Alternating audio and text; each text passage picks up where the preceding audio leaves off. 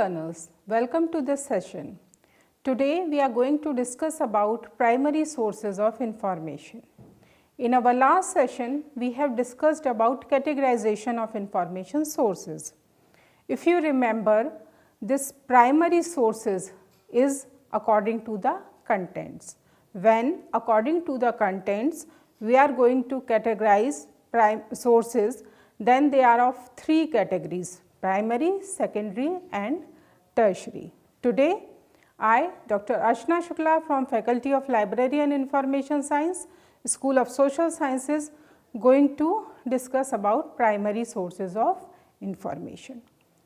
After watching this video, you will be able to define various types of information sources, identify primary sources and discuss broadly the content of each type of primary source. Now, coming to the details, what are primary sources? Primary sources are those sources which come first in the publication cycle, means they are the first published sources, means whenever any new information gets generated, they will be published in the primary sources. Primary sources are documents that provide full description of the original research. For example, a primary source would be a journal article where scientists describe their research. We all are familiar with these journal articles. Primary sources, as I just mentioned, they are original in nature because they present the research in them. They present original thinking, report a discovery or share new information with the users of the information. Now, coming to some examples of primary sources. Original documents such as diaries, speeches, manuscripts, letters, interviews, records, eyewitness accounts, autobiographies, they all come under primary sources of information. Similarly, empirical scholarly works such as research articles, clinical reports, case studies, dissertations, they also form part of primary sources of information. In the same way, creative works such as poetry, music, video, photography, they all come under the category of primary sources of information. This way, any new creation or any new product which is reported is known as primary source of information. Now, we will see each type of primary source in detail. The first and the foremost category in primary sources is periodicals. We all know that a periodical is defined as a publication which is published with definite periodicity like weekly, fortnightly, monthly or quarterly with the same title and intended to be brought out indefinitely, means it continues for a long time and it is having a definite frequency. These periodicals are also known by the name of journals. Some people call them journals also, and these journals or periodicals, they contain research articles. These periodicals or journals, they are generally bought out by the learned bodies, private or commercial organizations and sometimes by the government also. In the articles in these periodicals, they are of high quality and they are peer reviewed also. So, not only they provide primary nascent information, but also provide high quality information to the researchers, scientists or users of information. Then comes the reports. Reports also form a very important part of these primary sources of information. These reports may be categorized into three: technical reports, administrative reports and trip reports. Technical reports are research reports which are produced after conducting research on a well-defined research area, mostly in the field of science and technology. So, technical reports are considered as research reports. Generally, after a project, researcher present the reports to their organization. Same way, administrative reports are also there. These administrative reports are brought out by ministries, departments, institutions, associations, etc. The most common form of these reports are annual reports. One very important aspect of these reports that they are not available through the normal book trade channel, means they are not published, they are just for internal consumption. They are available within the organization, and if we want to access these reports, we have to go to that organization or institution to get these reports. The third category in the reports is trip reports. Government officials, company executives, businessmen, scholars, scientists and many other person, they visit different part of the world on various missions and purposes. During this visit, they hold talks with their counterparts, signs various agreements, finalize business deals, attend conferences, study markets, go around various establishments, sites, trade fairs and places of their interest, and they also examine machineries and other products and services. On their return, they have to submit a report to their authorities. As we see, this type of reports consist of new information which is gathered during that trip. So, these trip reports also come under the category of primary sources of information. Then comes the FESTSCHRIFTs. FESTSCHRIFT is a collection of writings published in honor of a learned person. In a FESTSCHRIFT, the biographical sketch of a person, discussion on his or her contributions, personal narratives about the person are included. So, these FESTSCHRIFT, although they are not research related publications, but they are original in nature. That is why they are categorized into the primary sources of information. Sometimes these FESTSCHRIFTs or the collection of papers via eminent personality, they are collected together and they are published. So, these collections also come under the category of primary sources of information. Then comes the conference documents. We all know that thousands and lakhs of conferences are held every year around the world, and these conference documents are also important sources of information as they often contain nascent ideas. After the conference is over, the conference proceedings are published which contain the papers presented in the conference along with discussions, minutes of the meeting and resolutions adopted.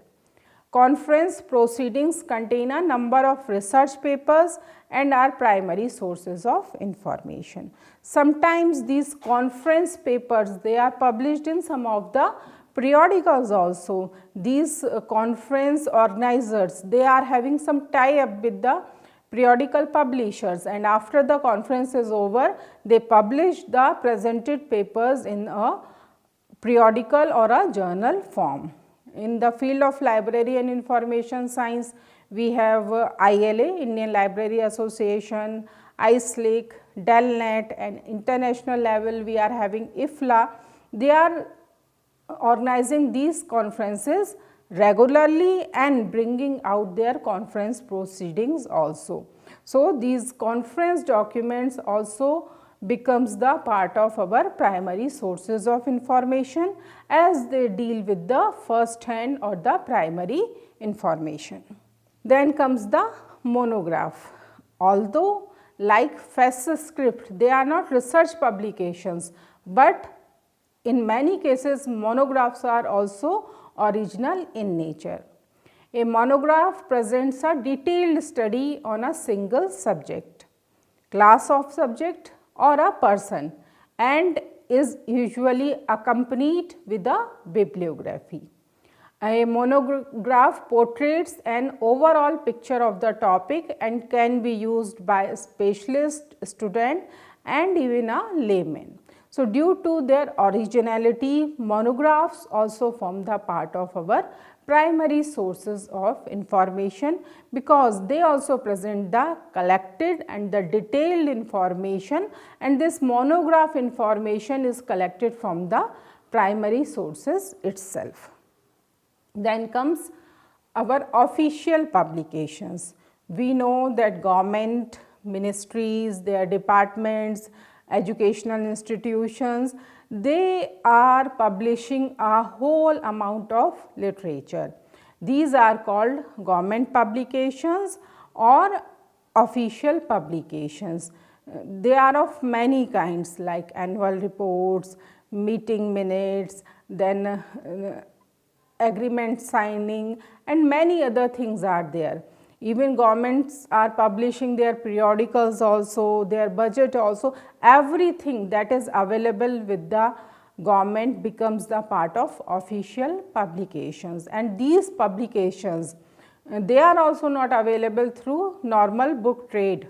So, it is very difficult to get the government publications, and libraries they have to take membership or they have to take certain extra efforts to collect this grey literature within their libraries. But these government publications they are very useful for the researchers, for the scientists, those who are working in the field of social sciences, those who are collecting data related with the population and other government schemes.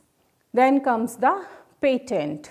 As we know, the word patent means an official right given to a person to make, use or sell a product, process, design, etc. invented by her or him for a fixed number of years. In other words, a patent is a government grant to a patentee on his or her invention, discovery for a stated period of time. It is like an exclusive privilege of using the patented invention. So, an patentee is taking the patent for something new. That is why patents also comes under the category of primary sources of information. These patents are published under the gazette of that government. They are published and available to all the users of information. Then comes the standards. Like patents, standards are also primary sources and very useful sources of information. Standard is known as a document that provides requirements, specifications, guidelines or characteristics that can be used consistently to ensure that materials, products, processes and services are fit for the required purpose.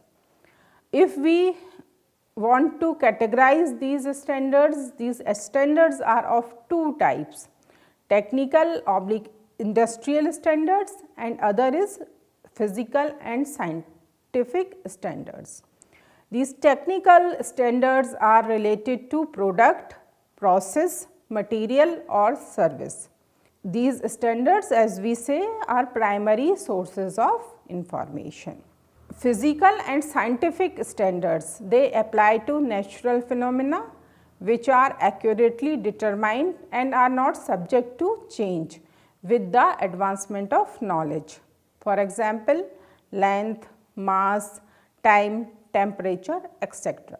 So, technical standards are generally related with products and services, and physical and scientific standards are related with some fundamental kind of knowledge and information. In summary, we can say that a standard is an agreed way of doing something. It could be about making a product, managing a process, delivering a service, or supplying materials. The other type of primary sources of information is trade literature.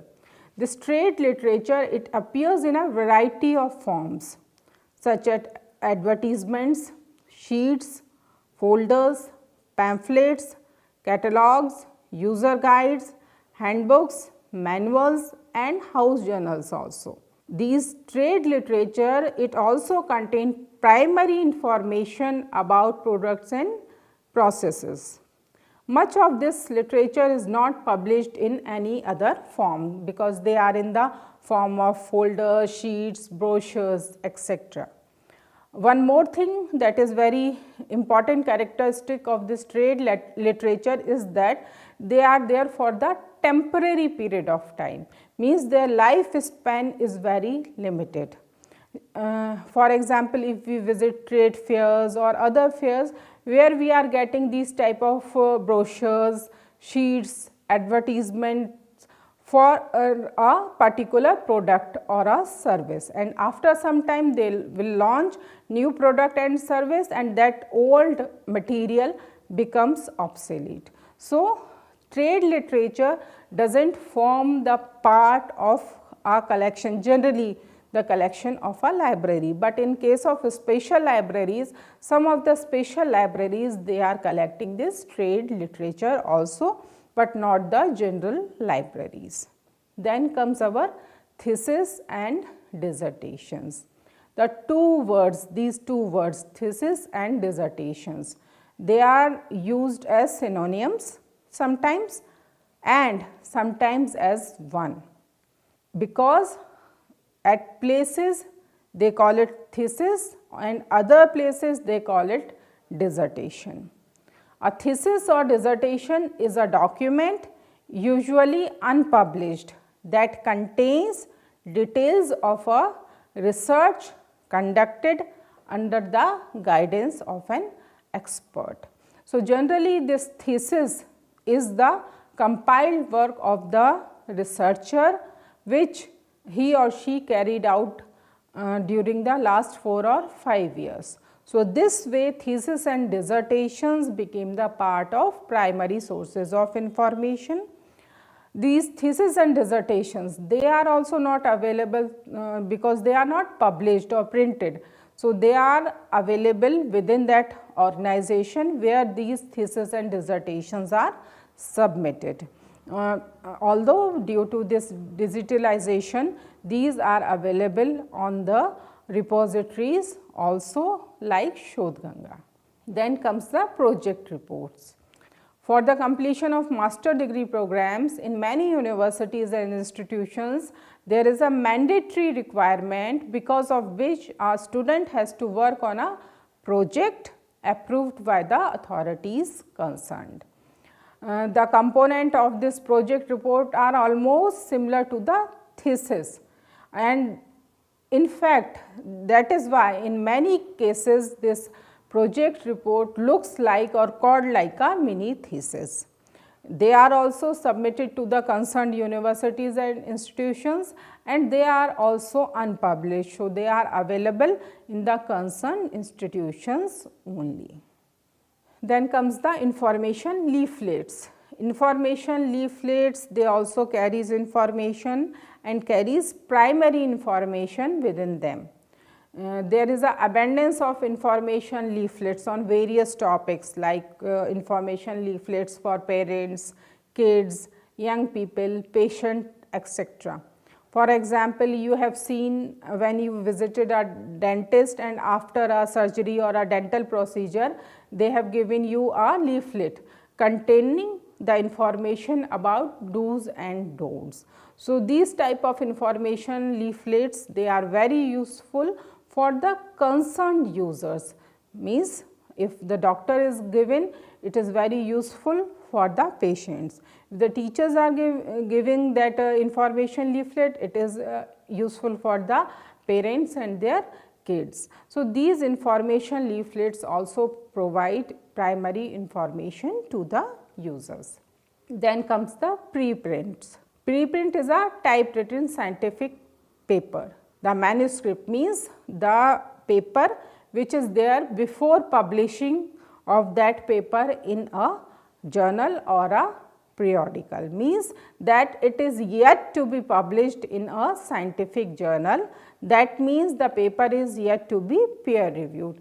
As we discussed in the context of the periodicals, periodical articles are peer reviewed, but before that process the original paper, the original manuscript which is submitted by the author is known as preprints. Sometimes due to this open access policy, what they are doing, these publishers, they are uploading the preprints on the open access, not the final periodical articles. Then comes the laboratory notebooks.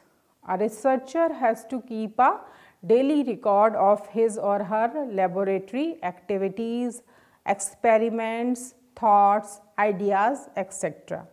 This may include the details of the experiment he or she has done, such as materials and equipments used in the experiment, duration, result, etc. So, everything that is noted there in the laboratory notebook becomes the important part of primary source of information, because they are containing the first hand information related with any research or experiment.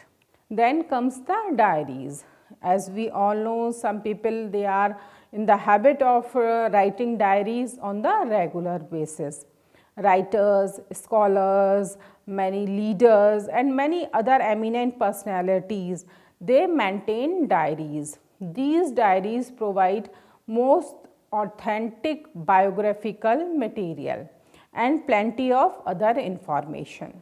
Normally these diaries are handwritten, and sometimes depending on their importance they are published also.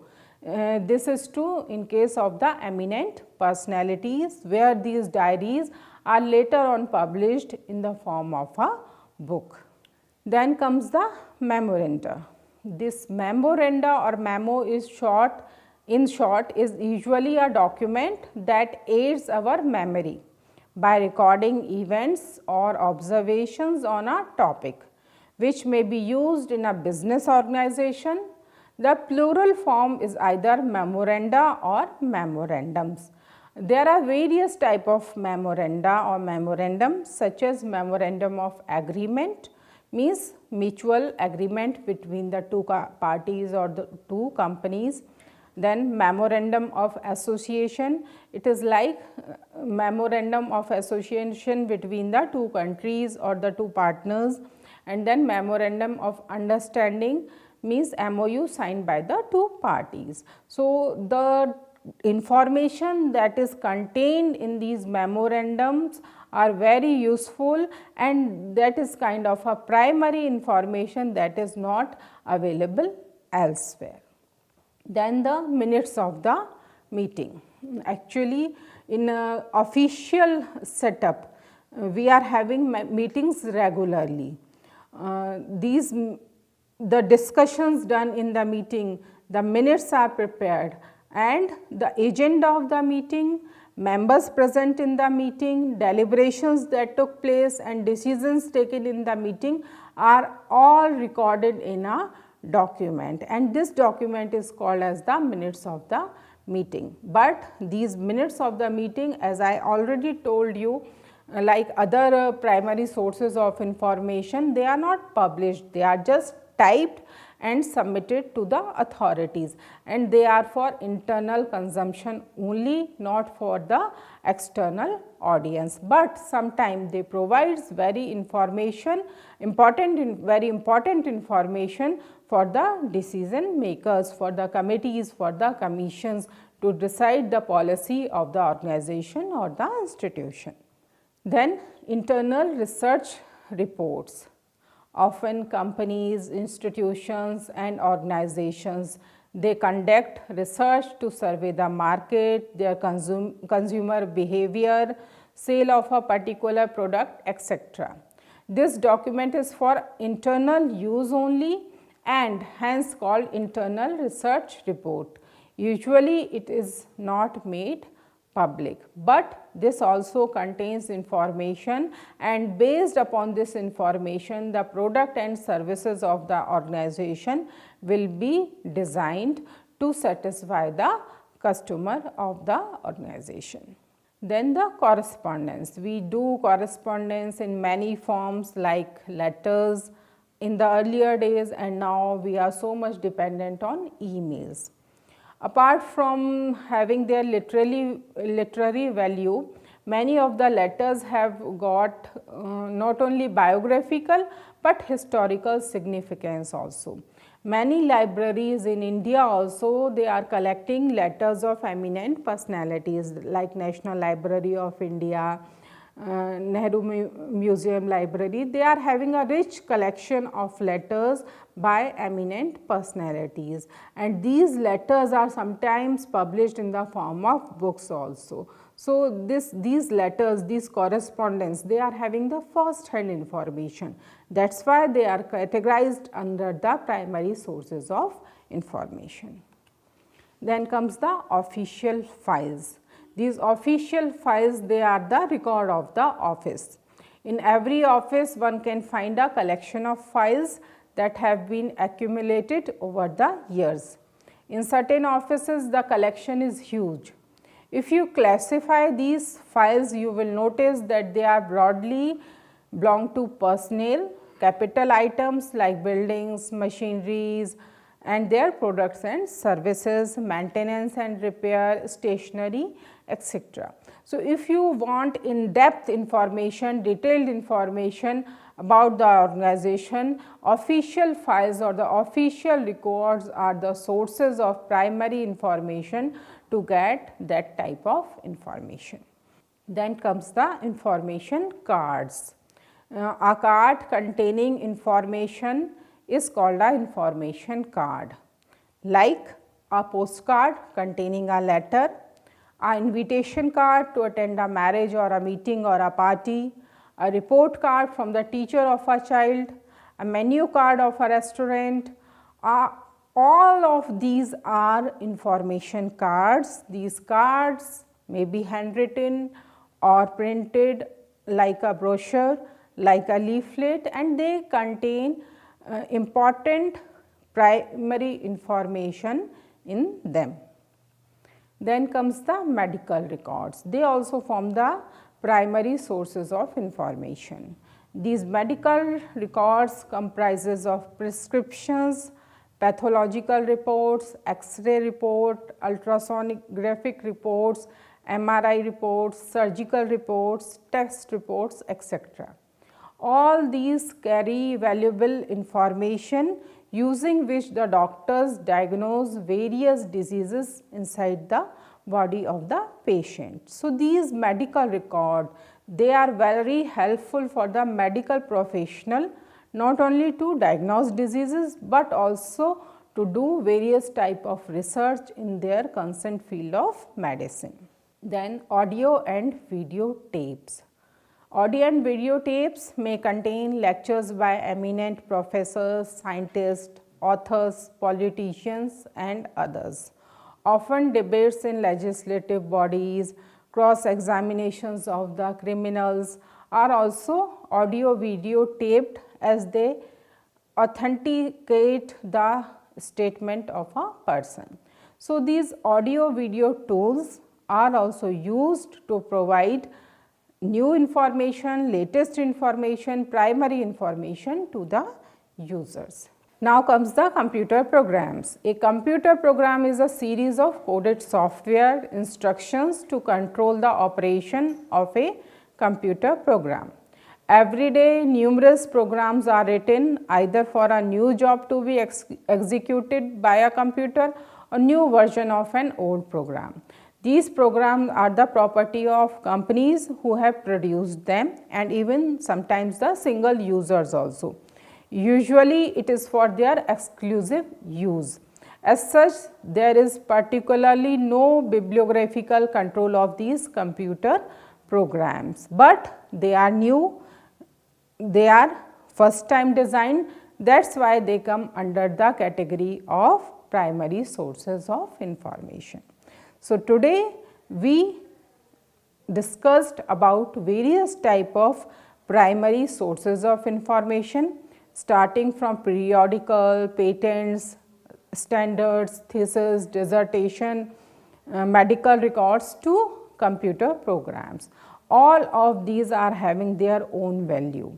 So, you are requested to again go through these primary sources of information and just know about these primary sources of information in depth. Thank you.